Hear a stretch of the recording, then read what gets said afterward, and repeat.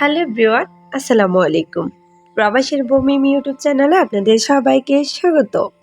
আমি মিম ফেনী থেকে বলছি। কেমন আছেন সবাই? আল্লাহর অশেষ রহমতে সবাই ভালো আছেন।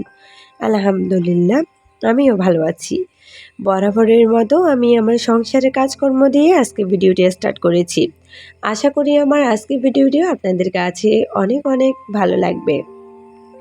3 বাচ্চার মায়ের ফ্রাইডেটা কিভাবে কেটেছে সেটাই আজকে আপনাদের সাথে শেয়ার করব। আজকে হচ্ছে ফ্রাইডে আর এটাই হচ্ছে ফ্রাইডে ব্লগ। সবাইকে জুম্মা মোবারক। অনেক অনেক ভালোবাসা, শ্রদ্ধা, সম্মান জানিয়ে সবাইকে আজকে ভিডিওটি স্টার্ট করছি।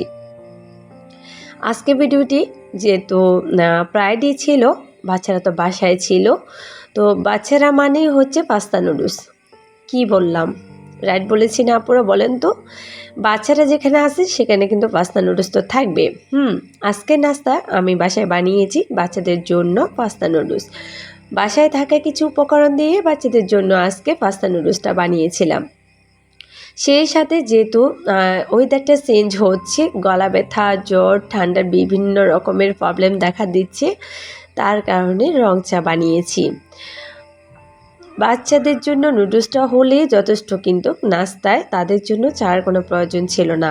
ওই যে এখন ওয়েদারটা অনেক বাজে যাচ্ছে, যার কারণে বাচ্চাদেরকেও একটু চা দিচ্ছি, কিন্তু কারণ হচ্ছে যে কি, বাচ্চাদের যে ঠান্ডা লাগার একটা ভয়, সেটা থেকে বিরত থাকার জন্য আগে থেকে প্রিপারেশান নিচ্ছি। আমি বারবার নিজেও রং চা খাচ্ছি, যদিও আমার বয়সটা আমার গলাটা বসে আছে। আমার প্রচণ্ড গলা ব্যথা, জ্বর, সর্দি, সেই সাথে হালকা কাশি আর গলা ব্যথা তো আছে।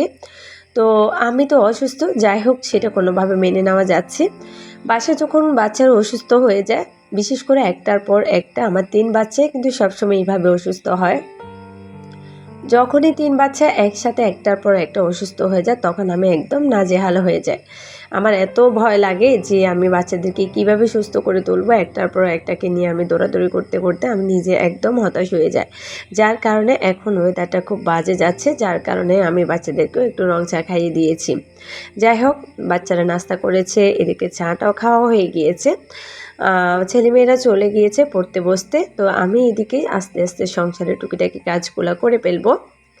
আজকে ভিডিওটিও হয়তো সবার কাছে একটু ঘোলাটে আর অন্ধকার লাগবে, তার তো একটা বিশেষ কারণ আছে বলাই যায়। ওই যে সকাল থেকে কারেন্ট ছিল না, মানে সকাল 6টা থেকে সন্ধ্যা 6টা পর্যন্ত কারেন্ট থাকবে না। কেমন লাগে বলুন তো?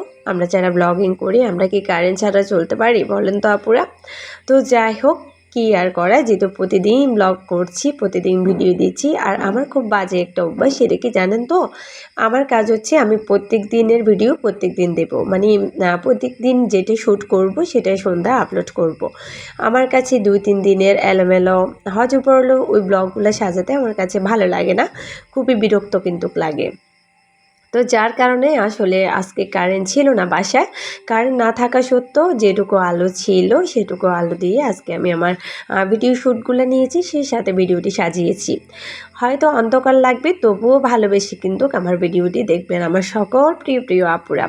ইদানিং আমার সাথে এত এত নতুন নতুন আপুরা যুক্ত হচ্ছেন আর এত এত ভালোবাসা দিচ্ছেন, আমি নিজেও জানি না কি দিয়ে এই ঋণ শোধ করব আপুদের। সত্যি, কাউকে না দেখে এতটা ভালোবাসা যায় বলেন তো? হ্যাঁ, তাও যায়।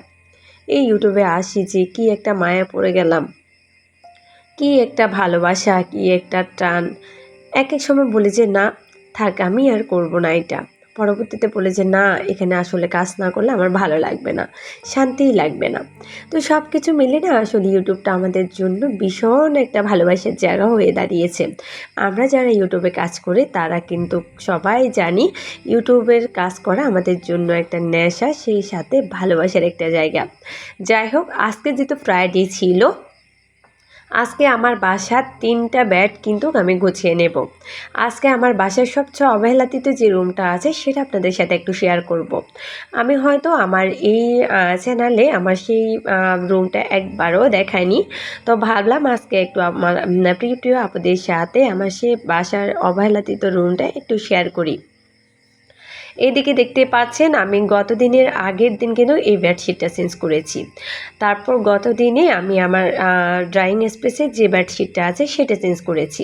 যেহেতু একদিন পর পর বেডশিট চেঞ্জ করছি, যার কারণে আজকে কোনো রকম বেডশিট চেঞ্জ করছি না। যেহেতু আমার বাসায় 3টা বেড, আজকে মাত্র 3টা বেডকে সুন্দরভাবে গুছিয়ে নেব।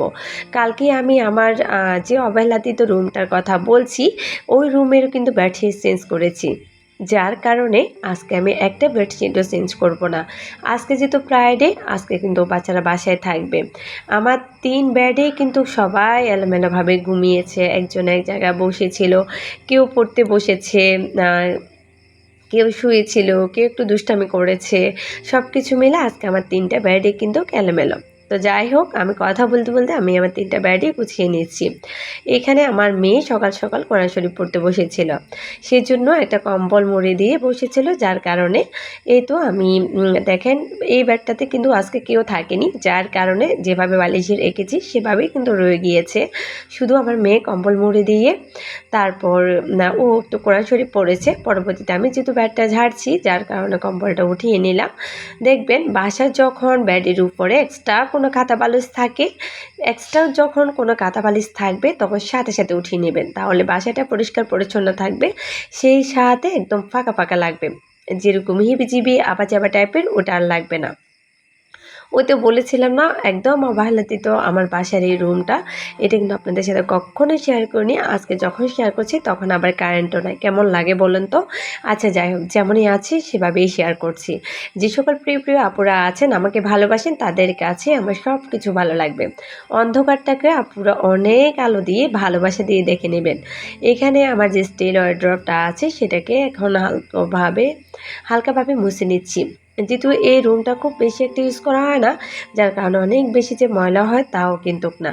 তো যাই হোক, এরপরও কিন্তু বাইরের যে ধুলাবালিটা আছে সেটা তো আছে, তারা তো আমাদের সাথে সর্বদাই প্রতিযোগিতায় লিপ্ত থাকে। যতই মোছামুছি করি তারা কিন্তু আসবেই, যাবে না কিন্তু আমাদেরকে ছেড়ে। আমাদের নিত্যদিনের সঙ্গী এই ধুলাবালি। যাই হোক, হালকা পাতলাভাবেই আমি আমার রুমটাকে মুছে নিয়েছি। এই রুমে আরও কিছু ফার্নিচার আছে, সেগুলো আজকে গুছাইনি, যার কারণে আমি আজকে সেটা শেয়ার করিনি। আর কারেন্ট না থাকার কারণে এই রুমটা অনেক অন্ধকার, যার কারণে পুরো রুমটা আর দেখায়নি। রুমের একটা পাশ আপনাদের সাথে শেয়ার করছি।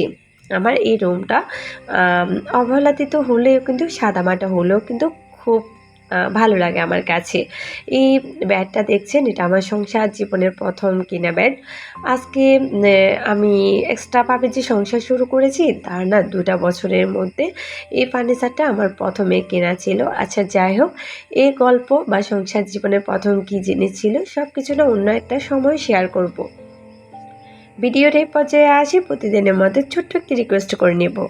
আমার ভিডিওটি দেখতে দেখতে যারা এই পর্যন্ত চলে এসেছেন, প্লিজ ছোট একটি লাইক দিয়ে ভিডিওটি কন্টিনিউ করবেন। আর যে সকল আপু ভাইয়ারা আমার এই ছোট্ট চ্যানেলটিকে একটু একটু বড় করতে সাহায্য করছেন, তাদেরকে অসংখ্য অসংখ্য ধন্যবাদ। আমার ভিডিওর কোনো অংশ যদি এতটুকু ভালো লাগে, প্লিজ ছোটো একটি কমেন্ট করে আমাকে জানাবেন। সেই সাথে আমার ভিডিওর মন্দ দিকগুলো আমাকে কমেন্ট করে জানাবেন। আপনাদের সুন্দর ছোট্ট একটি কমেন্ট পাওয়ার মাধ্যমে পরবর্তীতে আবার একটি ভিডিও মেক করতে অনেক অনেক উৎসাহ পাই। সেই সাথে আমার ভিডিও সম্পর্কে ভুল ত্রুটি ধরিয়ে দিলে আমি ভুলটা থেকে সূত্রে নিয়ে পরবর্তীতে আরও সুন্দর একটি কন্টেন্ট আপনাদের সামনে উপস্থিত করতে পারবো। তাহলে বুঝতে পারছেন আপনাদের ছোট্ট সুন্দর একটি কমেন্ট আমার জন্য কত কত উপকারিতা। যাই হোক, বারবার গলায় আটকে যাচ্ছে ভয়েস ওভার করার সময়, প্লিজ সকল আপুরা ক্ষমা দৃষ্টিতে দেখবেন। এরপরে অন্ধকার থাকলে তো আর পেট চলবে, রান্না বান্না না করলে তো আর পেট চলবে না। আলোতে হোক অন্ধকারে হোক রান্না তো করতে হবে। এই তো আজকে রান্না করছি লাউ, সেই সাথে লাল শাক ভাজি, আর একটা মাছ ভাজি করেছি, আর হচ্ছে লাউর চামড়া দিয়ে আলু দিয়ে, সেই সাথে হচ্ছে চিংড়ি শুটকি দিয়ে একটা ভাজি করব। সব কিছু রেডি করে নিয়েছি। এখন আমি যেহেতু শাকগুলা আস্তে আস্তে ধুয়ে নিয়েছি, এখন কেটে নিচ্ছি। শাক রান্নার ক্ষেত্রে বা যে কোনো সবজি রান্নার ক্ষেত্রে কাটার ক্ষেত্রে যদি আস্তে আস্তে ধুয়ে নেওয়া যায় বা ক্লিন করে নেওয়া যায়, তাহলে তার গুণাগুণ কিন্তু খুবই ভালো থাকে। সব সময় সকল প্রিয় প্রিয় আপুরা এই টিপসটা ফলো করবেন। খাবারের গুণগত মান যেমন ভালো থাকে, ঠিক তেমনি খাবারটা স্বাস্থ্যসম্মত হয়। যাই হোক, এইদিকে লাউ রান্নার জন্য আমি মশলাটা কষিয়ে নিচ্ছি আর অন্যদিকে শাকগুলা কেটে নিচ্ছি। কারণ হচ্ছে যে কি, এক হাতে যখন সংসারের সব কাজ করতে থাকি আর ফ্রাইডে যখন বাচ্চারা বাসায় থাকে, দেখবেন একা একা থাকলে কিন্তু কাজ খুব তাড়াতাড়ি এগিয়ে যায়, কিন্তু বাচ্চারা যখন বাসায় থাকে আমার যেন কাজ এগোতেই চায় না। হাজারবার বাচ্চাদের সাথে কথা বলতে বলতে, এমনকি বাচ্চাদের ঝগড়া থামাতে থামাতে অনেক সময় কিভাবে যে চলে যায় সেটাও বুঝতে পারি না। যাই হোক, এদিকে আমার ভাতটাও হয়ে গিয়েছে আর লাউ রান্নাটাও হয়ে গিয়েছে। একটু কাঁচামরিচ দিয়ে দিচ্ছি, বাসায় ধনেপাতা ছিল না যার কারণে সেটা অ্যাড করতে পারেননি। এখন ভাতের মারটা গেলে নেব। অপরদিকে শাকটাও ভাজি করে নিয়েছি। ওই যে দেখতে পাচ্ছেন, এই যে লাউর চামড়া, সেই সাথে আলু আর হচ্ছে চিংড়ি শুটকি দিয়ে ভাজি করব। ভাজিটা যে এত মজা ছিল। আজকে ছিল ফ্রাইডে। ফ্রাইডেতে তো স্পেশাল কিছু হওয়ার কথা ছিল, তাই না? কিন্তু আমার বাসায় কেন হলো না বলেন তো? হ্যাঁ, আমার বাচ্চারাও সেটাই বলছে যে, "আম্মু, আজকে তো ফ্রাইডে, আজকে অন্তত ভালো কিছু রান্না করো।" প্রত্যেক ফ্রাইডেতে বাচ্চারা ভালো কিছু খেতে চায়। এই যে মাংস, পোলাও বা যে কোনো ধরনের বিরিয়ানি আইটেম। তবে আমি কেন রান্না করিনি জানেন তো? ওই যে আমার একটা বোকামি হয়েছিল। আমি না বাজার থেকে অনেক সবজি নিয়ে এসেছিলাম। পরবর্তীতে আমার বোনও কিছু সবজি পাঠিয়েছিল, আমার আম্মুও কিছু সবজি পাঠিয়েছিল। সবকিছু মিলিয়ে আমার বাসায় অনেক সবজি হয়ে গেছে। যার কারণে আসলে সবজিগুলা পচে যাচ্ছে। আমি ভাবলাম ২-১ দিন যদি সবজিগুলা দিয়ে চালিয়ে নিই, মাছ মাংস তো ফ্রিজে আছে। যখন সবজি শেষ হয়ে যাবে তখন তো রান্না করতে পারবো। ফ্রাইডেতে যে ভালো কিছু খেতে হবে তা তো কোনো নির্দিষ্ট নেই।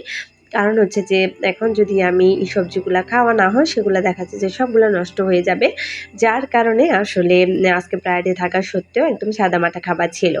যাই হোক, এদিকে ভাজিটাও হচ্ছে, ওদিকে আমি যে প্লেট বাটিগুলো বের হয়েছিল সেগুলোও কিন্তু একদম ক্লিন করে নিয়েছি। এখন সিঙ্ক এরিয়াটা একটু ক্লিন করে নিচ্ছি। আসলে দেখবেন, কাজ একটা করার সময় যদি একটা নিয়ে বসে থাকে কখনো কাজ শেষ হয় না। কাজ একটার ফাঁকে কিন্তু অনেকগুলা কাজ করা যায়। যাই হোক, আমি কিন্তু সেটাই করেছি। কথা বলতে বলতে ভিডিও শেষ প্রান্তে চলে এসেছি। পরবর্তী ভিডিও দেখার আমন্ত্রণ জানিয়ে ভিডিওটি এখানেই শেষ করছি। আল্লাহ হাফেজ। আসসালামু আলাইকুম।